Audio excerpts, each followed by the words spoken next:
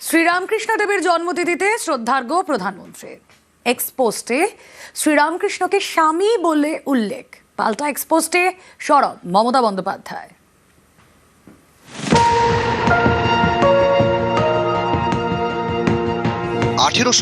সাল হুগলির কামারপুকুরে জন্ম হয় গদাধর চট্টোপাধ্যায়ের। পরবর্তীকালে তিনি হয়ে ওঠেন শ্রী শ্রী রামকৃষ্ণ পরমহংসদেব। বৃহস্পতিবার তাঁর জন্মতিথিতে এক্স পোস্টে শ্রদ্ধা জানান প্রধানমন্ত্রী নরেন্দ্র মোদী। স্বামী রামকৃষ্ণ পরমহংসজিকে তাঁর জন্ম জয়ন্তীতে শ্রদ্ধাঞ্জলি।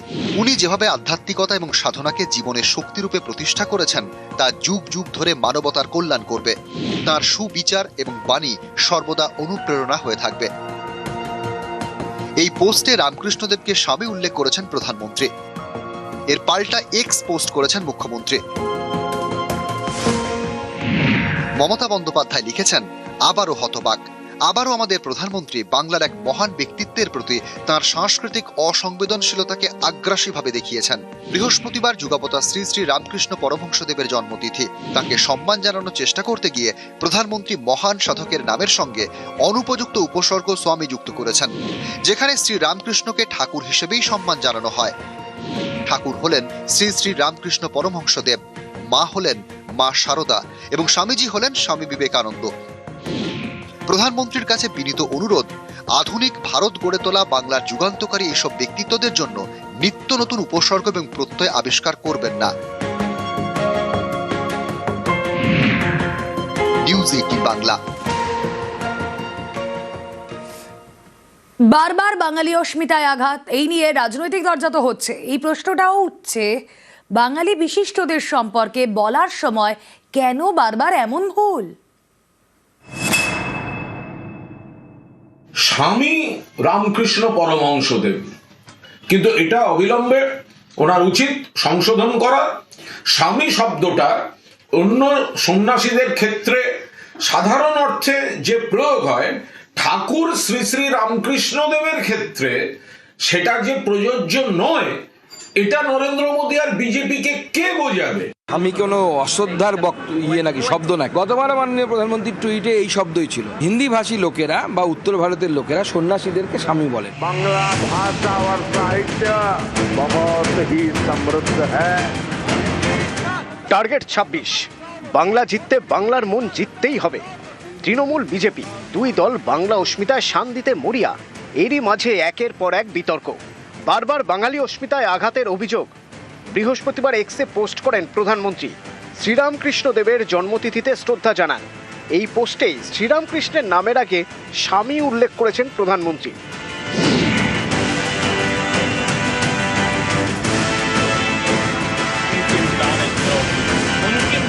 এই প্রথম নয়, এর আগেও বাঙালি মনীষীদের নাম নিয়ে বিতর্ক হয়েছে।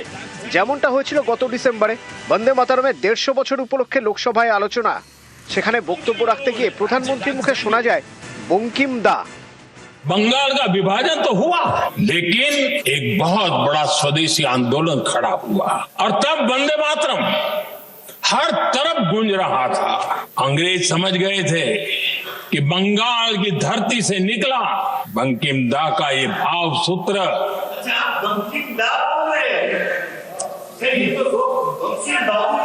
बंकिम बाबू बोले, अच्छा thank you thank you thank you thank you thank you, आपकी भावनाओं के लिए मैं आदर करता हूं। बंकिम बाबू ने थैंक यू दादा, थैंक यू। हाँ,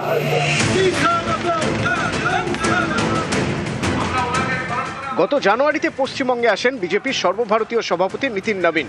রবীন্দ্রনাথ ঠাকুরের নোবেল পুরস্কার নিয়ে মন্তব্য করে বিতর্কে জড়ান।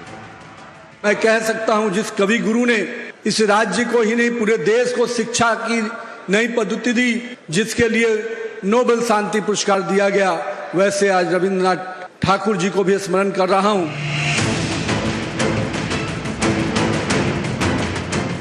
গত নভেম্বরে বাঙালির গর্ব রাজা রামমোহন রায়কে নিয়ে মন্তব্য করে বিতর্কে জড়িয়েছিলেন বিজেপি শাসিত মধ্যপ্রদেশের উচ্চশিক্ষামন্ত্রী ইন্দর সিং পারমার। से आगे बढ़कर तो संतान पढ़ाना आता था, आज का झारखंड में, पहले बिहार में था।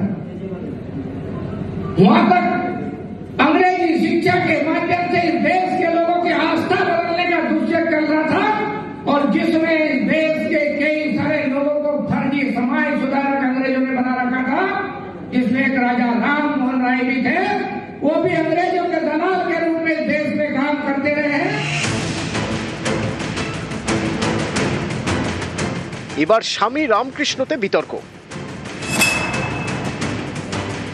প্রধানমন্ত্রী তিনি বাংলা এবং বাঙালি সংস্কৃতির প্রতি জ্ঞানের আবার আজকে একটা স্বাক্ষর তিনি রেখেছেন, নমুনা তিনি রেখেছেন। বঙ্কিমদা থেকে শুরু করে প্রধানমন্ত্রীর যাবতীয় বাঙালি সংস্কৃতি সম্পর্কে কেন গায়ে পড়ে যেচে অপমান করা, শ্রী শ্রী রামকৃষ্ণদেব বলতে পারতেন, ঠাকুর রামকৃষ্ণদেব বলতে পারতেন, রামকৃষ্ণদেব পরমহংস বলতে পারতেন। যে বিশেষণ বিবেকানন্দের আগে প্রযোজ্য, সেই বিশেষণ কেন তিনি রামকৃষ্ণদেবের আগে লাগাচ্ছেন তা সত্যি আমাদের কাছে ধোঁয়াশা।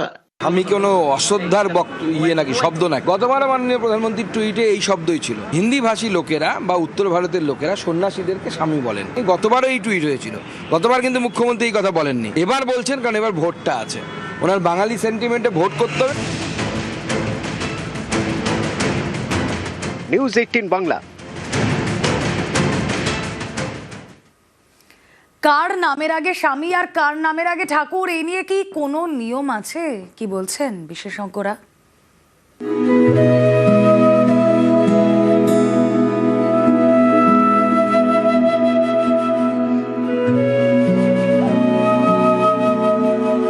ঠাকুর রামকৃষ্ণদেব, তার শিষ্য স্বামী বিবেকানন্দ, একজন সাধক আর একজন সন্ন্যাসী।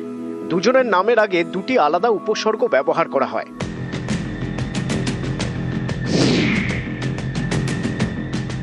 বৃহস্পতিবার শ্রীরামকৃষ্ণের নামের আগে স্বামী উল্লেখ করে এক্সে পোস্ট করেন প্রধানমন্ত্রী, জানিয়ে শোরগোল। ঠাকুর এবং স্বামী দুটি আলাদা শব্দ, দুইয়ের অর্থ কাছাকাছি কিন্তু ব্যবহার অন্যরকম। স্বামী কথার একটি অর্থ হলো প্রভু, যিনি স্বাধীন চেতা, যাকে সর্বোচ্চ শ্রদ্ধা জানানো যায়, যেমন স্বামী বিবেকানন্দ। স্বামী কথাটার মানে হচ্ছে প্রভু। বিবেকানন্দের পাশে যে স্বামী নামটা দেখে পাশ্চাত্যে যখন বক্তৃতা দিতে গিয়েছিলেন, তখন কলকাতার মানুষেরা স্বামী বলতে অন্য কোনো সাউথ ইন্ডিয়ান কোনো মনীষী বা সাউথ ইন্ডিয়ান কোনো পণ্ডিত ব্যক্তির নাম মনে করেছিলেন। ঠাকুর কথার অর্থ যিনি ঈশ্বরের অবতার। রামকৃষ্ণ দেবের নামের আগে তাই ঠাকুর শব্দটি ব্যবহার করা হয়। আমরা ঠাকুর বলতে অভ্যস্ত, অবতার বলতে অভ্যস্ত, অবতার বরিষ্ঠ বলতে অভ্যস্ত। শ্রীরামকৃষ্ণ অনেক আখ্যায়িত করেন, সেক্ষেত্রে হয়তো সে যে শব্দটি ব্যবহার করা উচিত ছিল, ঠাকুর শ্রীরামকৃষ্ণ, দেব মানব শ্রীরামকৃষ্ণ, অবতার শ্রীরামকৃষ্ণ, এই রকম শব্দগুলি তিনি হয়তো ব্যবহার করতে পারেন। সেটাতে কাউকে ছোট করা হয় না। নিউজ 18 বাংলা।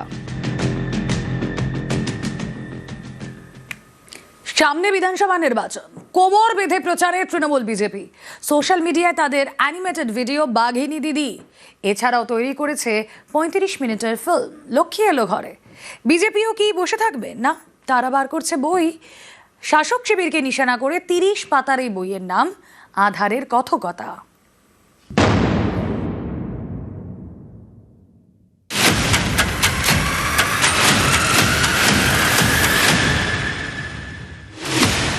সামনেই ভোট, সোশ্যাল মিডিয়ায় জোর প্রচার, তৃণমূলের অ্যানিমেটেড ভিডিও বাঘিনী দিদি। দিল্লি ভেবেছিল বাংলার গণতান্ত্রিক অধিকার পায়ের তলায় পিষে দেবে, নির্বাচন কমিশনকে দালাল বানিয়ে বাংলার মানুষের ভোটাধিকার কেড়ে নেবে। কিন্তু ওরা ভুলে গিয়েছিল বাংলার অতন্দ্র প্রহরীকে। ভিডিওতে এসআইআর নিয়ে নির্বাচন কমিশনের বিরুদ্ধে অভিযোগ, সুপ্রিম কোর্টে মমতা বন্দ্যোপাধ্যায়ের সওয়াল, সবই তুলে ধরা হয়েছে। গণতন্ত্র রক্ষার আদালতের লড়াইও প্রমাণ হলো আমাদের দিদি বাংলার রক্ষক। সোশ্যাল মিডিয়ায় অ্যানিমেটেড ভিডিও, এর পাশাপাশি তৈরি করা হয়েছে ফিল্ম 35 মিনিটের, নাম লক্ষ্মী এলো ঘরে। রাজ্য সরকারের বিভিন্ন প্রকল্পের সুবিধার কথা বলা হয়েছে এই ফিল্মে, দেখানো হবে বিভিন্ন জায়গায়। মাথার উপর এমন মা মাটি মানুষের সরকার, আর তোমার মতো এমন লক্ষ্মীমন্ত বউ যেন সবার থাকে। কেন্দ্রীয় সরকার যদি মাথার উপর থেকে হাতটা তুলে নেয় না, তাহলে আপনার এই লক্ষ্মীর ভান্ডার ভাঁড়ে মা ভবানী হতে দুদিনও সময় লাগবে না। সরকেলদা, গত 3 বছর ধরে দিল্লির জল বাংলা অব্দি পৌঁছায়নি, বাংলা কিন্তু থেমে থাকেনি। তাই লক্ষ্মীর ভান্ডার হোক বা কৃষক বন্ধু, পশ্চিমবঙ্গ সরকার মানুষের পাশে ছিল, আছে, থাকবে। এই তথ্যচিত্র আমার ব্যক্তিগত অভিমত হচ্ছে আমাদের বাংলার ইলেকটোরেটের ওপর গভীরভাবে রেখাপাত করছে। মানে একটা গভর্নমেন্ট কি করেছে, মুখে বক্তৃতা দেওয়ার থেকে অনেক এফেক্টিভ এই হচ্ছে ভিজুয়াল মাধ্যম, অডিও ভিজুয়াল মাধ্যমে, এবং যে ভাবে তথ্যচিত্রটা হয়েছে যথেষ্ট আকর্ষণীয়। বিজেপি অবশ্য নেই, তারা বই প্রকাশ করেছে। বইয়ের নাম আধারের কথকতা।